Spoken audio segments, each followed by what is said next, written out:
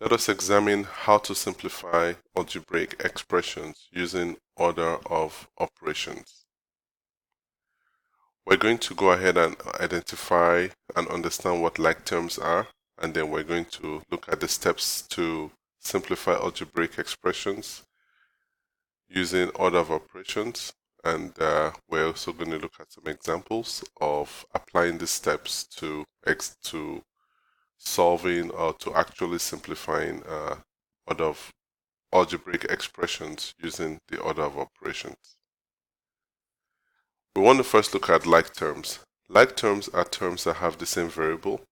So if you look at this, for example, you have 6x and minus 2x. The variable here is the x. So because these variables are the same, these are considered to be like terms. Now, which of these are like terms of 2xy?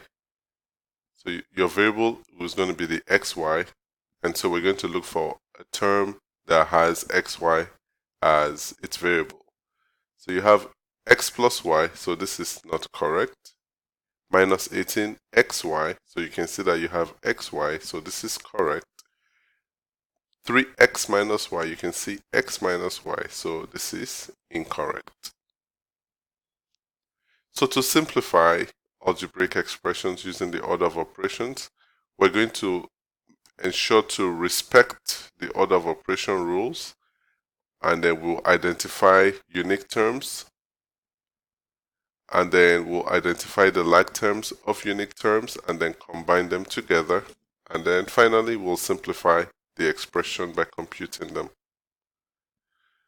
Okay, the first thing we want to do is always remember our order of operation is identified with PEMDAS. Some people call it GEMDAS. There are different variations. If you're in Europe, you call it BODMAS. There are different ways of expressing the order of operations. So the first thing we want to do is parenthesis. We want to get rid of the parenthesis. So 2 multiplied by 3x, we have 6x minus 8 plus 3x minus 3. So we have our unique terms as x and then constant. So now we're going to combine them together. 6x plus 3x minus 8 minus 3. So this is going to give us 9x minus 11. Next one, we have parentheses again, and so we're going to get rid of the parentheses by distributing the term on the left of the parentheses into the parentheses. So we have minus 5p minus 15q minus 3q minus 9 plus 7p. So here we have our unique terms are p, q, and a constant. So now we're going to group the common terms together. So we have minus 5p plus 7p minus 15q minus 3q minus 9. Minus 5p plus 7p, that's 2p, minus 15q minus 3q, that's minus 18q, and then minus 9. So that is our simplified version. So we also remember PEMDAS here, so we're going to distribute first. 4 times 3, that is 12, minus 4w minus 3w minus 3 plus 2w minus wx. So where are unique terms? We have w, we have wx, and then we have constant. So let's go ahead with our variables. We have minus 4w minus 3w plus 2w minus wx plus 12 minus 3.